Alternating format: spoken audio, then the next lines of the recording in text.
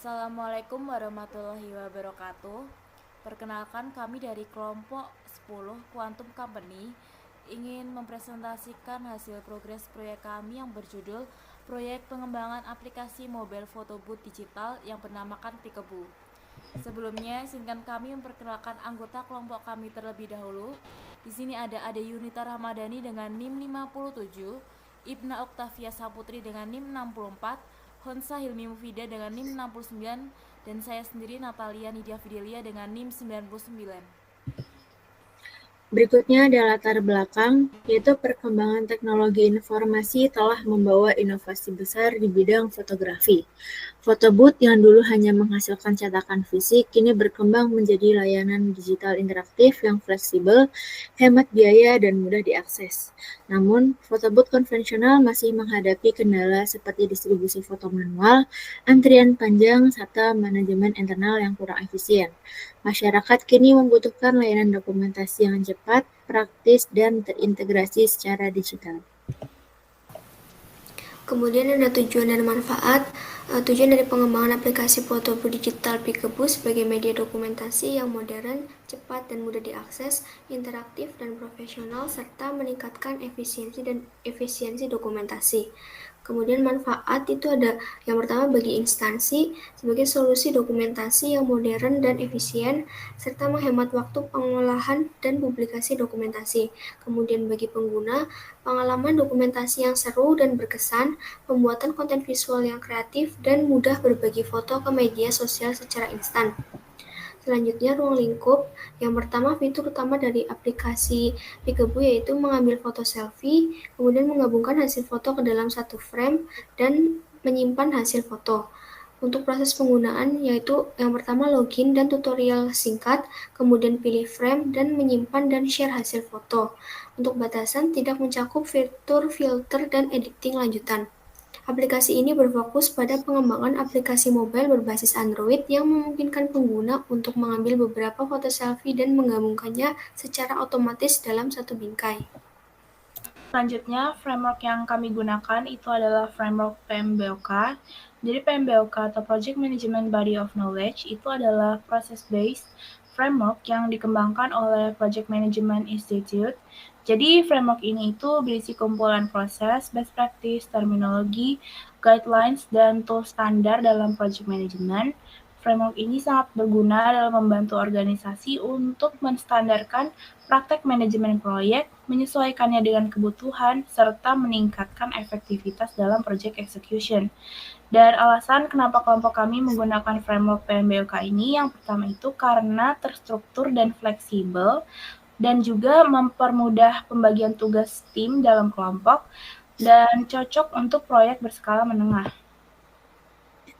Lalu selanjutnya ada metodologi, yaitu pendekatan pengembangan yang fokus pada pembuatan model kerja atau prototype. Merupakan versi awal sistem yang menunjukkan fungsionalitas utama dan memungkinkan interaksi dan pengujian oleh pengguna sebelum implementasi final. Alasan kami memilih metodologi prototyping yaitu karena keterlibatan pengguna intensif, sifat visual yang dominan, fleksibel terhadap perkembangan fitur, dan risiko pengembangan yang minimal.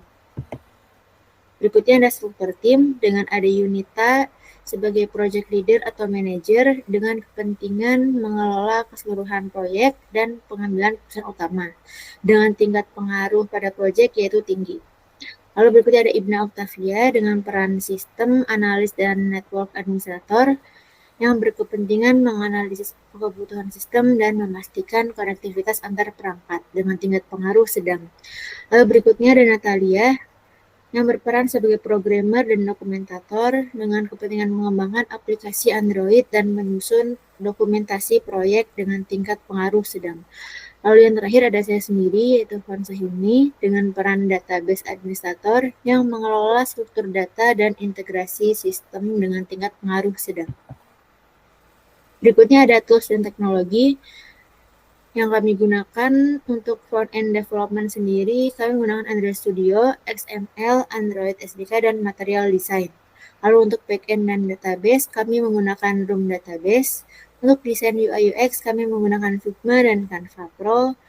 Lalu untuk version control kami menggunakan Git dan GitHub, dan untuk manajemen proyek kami menggunakan Trello atau Notion. Lalu yang terakhir, untuk testing tool sendiri kami menggunakan Android Emulator.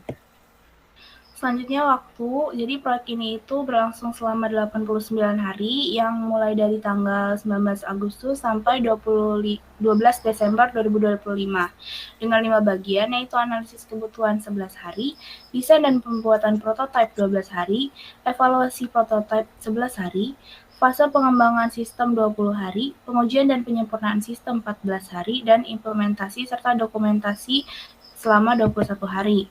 Untuk RAB-nya, ada biaya tenaga kerja dengan total sekian, bisa dilihat di layar. Lalu biaya peralatan dan teknologi dengan subtotal sekian, bisa dilihat di layar. Lalu biaya operasional dan lain-lain dengan subtotal sekian dan bisa dilihat di layar.